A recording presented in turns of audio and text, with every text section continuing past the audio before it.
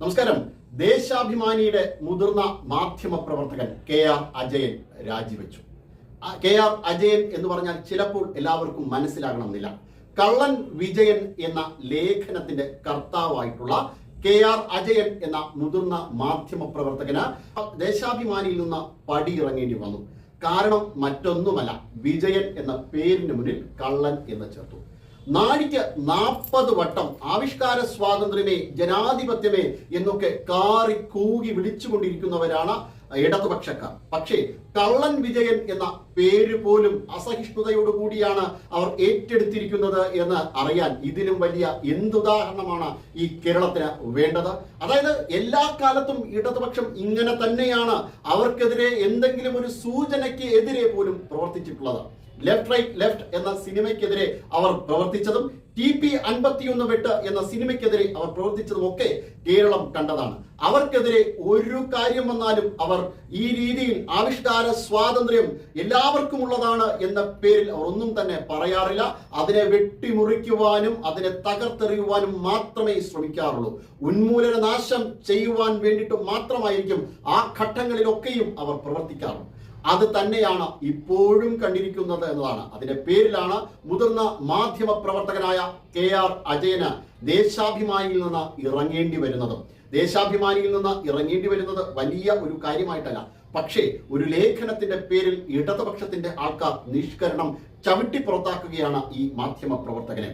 കഴിഞ്ഞ ദിവസമാണ് ഈ മാധ്യമ പ്രവർത്തകനോട് ദേശാഭിമാനി തന്നെ പറഞ്ഞത്. അതായത് ദേശാഭിമാനിയുടെ റെസിഡന്റ്, വാരാന്തി പതിപ്പിന്റെ റെസിഡന്റ് എഡിറ്റർ തന്നെ പറഞ്ഞത്, ഒന്നുകിൽ നീണ്ട അവധി എടുക്കണം, അല്ല എങ്കിൽ നിങ്ങൾ രാജിവെക്കണം എന്നുള്ള രീതിയിൽ അദ്ദേഹം രണ്ടാമത്തെ വഴി തിരഞ്ഞെടുത്തു. എന്തിനാണ് ആത്മാഭിമാനം പണയം വെച്ചുകൊണ്ട് വീണ്ടും ഒരു മാധ്യമത്തിൽ ജോലി ചെയ്യുന്നത്? ദേശാഭിമാനി എന്നാൽ ദേശാഭിമാനത്തോട് ഒരു തരത്തിലുള്ള യോജിപ്പും ഇല്ലാത്ത ഒരു മാധ്യമമാണ് എന്ന് ഇതിൽ നിന്ന് തന്നെ ജനങ്ങൾക്ക് വ്യക്തമാകുന്ന കാര്യമാണ്. കള്ളം പടച്ചുവിടുവാനും കള്ളത്തരം ജനങ്ങളുടെ മുന്നിൽ എത്തിക്കുവാനും വേണ്ടിയിട്ട് മാത്രമേ ഈ മാധ്യമം വായ തുറക്കാറുള്ളൂ എന്ന നേരത്തെ തന്നെ ആരോപണങ്ങൾ ഉള്ളതാണ്. പല കാര്യത്തിലും ഇത് സംഭവിച്ചിട്ടുള്ളതുമാണ്. രാഷ്ട്രീയ എതിരാളികൾക്കെതിരെ ഒന്നും നോക്കാതെ എന്തും പടച്ചുവിടുവാനുള്ള ഒരു രീതിയിലുമുള്ള തൊലിക്കട്ടി ഉള്ള എല്ലാ രീതിയിലുമുള്ള തൊലിക്കട്ടിയുള്ള ഒരു മാധ്യമമാണ് ദേശാഭിമാനി എന്നതാണ്. ദേശാഭിമാനി പത്രമായിക്കോട്ടെ, അതോടൊപ്പം തന്നെ ദേശാഭിമാനി വാരാന്തി പതിപ്പായിക്കോട്ടെ, ഈ രീതിയിലാണ് പ്രവർത്തനമെന്ന വലിയ വിമർശനമാണ് പൊതുസമൂഹത്തിൽ നിന്ന് പലപ്പോഴായി ഉയർന്നു കേൾക്കാറുള്ളത്. ഇപ്പോ ആ ആവർത്തനം, ആ രീതിയിലുള്ള വിമർശനം ഇപ്പോൾ അരക്കിട്ടുറപ്പിച്ചിരിക്കുകയാണ് KR അജയനെ പുറത്താക്കുന്നതിലൂടെ. രാജിയല്ല, യഥാർത്ഥത്തിൽ സമ്മർദ്ദം ചെലുത്തി രാജി വയ്പ്പിച്ചതാണ് KR അജയന്. കള്ളൻ വിജയൻ എന്ന പേര് ഒരു ലേഖനത്തിന് വന്നാൽ എന്താണ് കുഴപ്പം? അതും ഒരു നല്ല നാടക പ്രവർത്തകനാണ് ഈ വിജയൻ. വിജയനെ വർഷങ്ങളായിട്ട് നാടകവേദിയിൽ അറിയപ്പെടുന്നതും കള്ളൻ വിജയൻ എന്ന് തന്നെയാണ്. അദ്ദേഹത്തിന്റെ പേര് അനൗൺസ് ചെയ്യുന്നത് പോലും കള്ളൻ വിജയൻ എന്ന രീതിയിൽ തന്നെയാണ്. ഇപ്പോൾ മണിയമ്പിള്ള രാജു എന്നൊക്കെ അറിയപ്പെടുന്നത് പോലെ, അല്ലെങ്കിൽ സുരാജ് വെഞ്ഞാറമൂട് എന്നൊക്കെ അറിയപ്പെടുന്നത് പോലെ ഒരു നിക്നെയിമായിട്ടാണ് ആ കള്ളൻ വിജയൻ എന്ന പേര് സൂചിപ്പിക്കുന്നത്. അല്ലാതെ അദ്ദേഹം എന്തെങ്കിലും കള്ളത്തരം കാണിച്ചിട്ടല്ല അദ്ദേഹത്തെ അറിയപ്പെടുന്നത്, ആ പേരിലാണ് എന്ന് മാത്രം. അദ്ദേഹത്തിനെ കുറിച്ച്, അദ്ദേഹത്തിന്റെ നാടക സംഭാവനകളെ കുറിച്ച് ഒരു ലേഖനം ദേശാഭിമാനിയിൽ വന്നാൽ എങ്ങനെയാണ് പിണറായി വിജയന് ഒരു പ്രശ്നമായി മാറുന്നത്? മടിയിൽ കനമില്ലാത്തവന് തെരുവിൽ ഭയക്കേണ്ട കാര്യമില്ല എന്ന് ആവർത്തിച്ചു പറയുന്ന മുഖ്യമന്ത്രി, അല്ല മുൻ മുഖ്യമന്ത്രിക്ക് പിന്നെ എന്തുകൊണ്ടാണ് ഇത്തരത്തിലുള്ള ഒരു അസഹിഷ്ണുത ഉണ്ടാകുന്നത്? അതല്ലെങ്കിൽ അദ്ദേഹത്തിനോട് ചേർന്ന് നിൽക്കുന്ന ആൾക്കാർക്ക് എന്തിനാണ് ഈ അസഹിഷ്ണുത?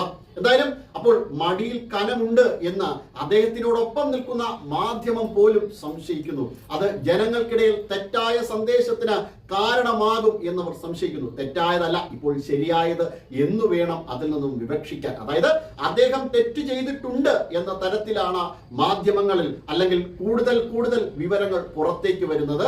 അതായത് പല കാര്യങ്ങളിലും, അതായത് സ്വർണ്ണക്കടത്തടക്കമുള്ള പല പ്രശ്നങ്ങളിലും ഈ രീതിയിലാണ് നമുക്ക് കാര്യങ്ങൾ മനസ്സിലാക്കുവാൻ കഴിയുന്നത്. എന്ന് തന്നെയായാലും കള്ളൻ വിജയൻ എന്ന ലേഖനം ദേശാഭിമാനിയിൽ വരാതിരുന്നതും അതോടൊപ്പം തന്നെ അതിന്റെ ലേഖകനായ KR അജയനെ അവിടെ നിന്ന് പുറത്താക്കുന്നതിന് തമ്മിൽ വളരെ വലിയ കണക്ഷൻ ഉണ്ട്. അതായത് പിണറായി വിജയനുമായിട്ട് ചേർന്ന് തന്നെ ഇതിനോട് കണക്ഷൻ ഉണ്ട് എന്ന് തന്നെയാണ് മലയാളികൾക്ക് ഇതിലൂടെ ബോധ്യം വന്നിരിക്കുന്നത്. ദേശാഭിമാനിയുടെ റെസിഡന്റ് എഡിറ്റർ അദ്ദേഹത്തെ അവിടെ നിന്ന് പടിയടച്ച് പിണ്ടം വയ്ക്കുന്നതിനും പ്രധാനപ്പെട്ട കാരണം ഇത് തന്നെയാണ്. അതായത് പിണറായി വിജയൻ എന്ന പേരിൽ ഒരു രീതിയിലുമുള്ള പരാമർശം വരുന്നതും ദേശാഭിമാനി ആയിക്കോട്ടെ ഇടതുപക്ഷത്തിനായിക്കോട്ടെ സഹിക്കില്ല, പൊറുക്കില്ല. അതിന്റെ പേരിലാണല്ലോ ED ആക്രമിക്കപ്പെട്ടത്. പോലീസുകാരുടെ മുറയിൽ തകർത്തു പോലും കേരളത്തിൽ അവർ പൂർണ്ണ വിളയാടിയത്. പലപ്പോഴായി ഇതിൽപ്പെട്ട ആൾക്കാരെ പിടിക്കുവാൻ വേണ്ടിയിട്ട് പോലീസ് പോകുമ്പോഴും അവർക്ക് സംരക്ഷണം ഒരുക്കിക്കൊണ്ട് മുതിർന്ന പാർട്ടി പ്രവർത്തകർ അണിനിരുന്നതും ഇതുകൊണ്ടൊക്കെ ആകണമല്ലോ. തീർച്ചയായിട്ടും പിണറായി വിജയൻ എന്ന ബിംബം ഉടഞ്ഞു പോകും ഈ രീതിയിൽ നിങ്ങൾ പ്രവർത്തിച്ചാൽ. അദ്ദേഹത്തിന്റെ മടിയിൽ കനമുണ്ടോ ഇല്ലയോ എന്ന് കാലം തെളിയിക്കേണ്ടതാണ്, നിയമം തെളിയിക്കേണ്ടതാണ്. അതിനു വേണ്ടിയിട്ടുള്ള അന്വേഷണങ്ങൾ നടക്കുന്നു. എന്തിനാണ് പ്രതിരോധം തീർക്കുവാൻ വേണ്ടിയിട്ട് ഇടതുപക്ഷം ഇങ്ങനെ ലേഖനങ്ങളും സിനിമകളും ഒക്കെ വെട്ടിനിരത്തുന്നത്? നിങ്ങളുടെ മനസ്സിൽ അദ്ദേഹം ഒരു കള്ളനാണ് എന്നുള്ളത് കൊണ്ടാണോ?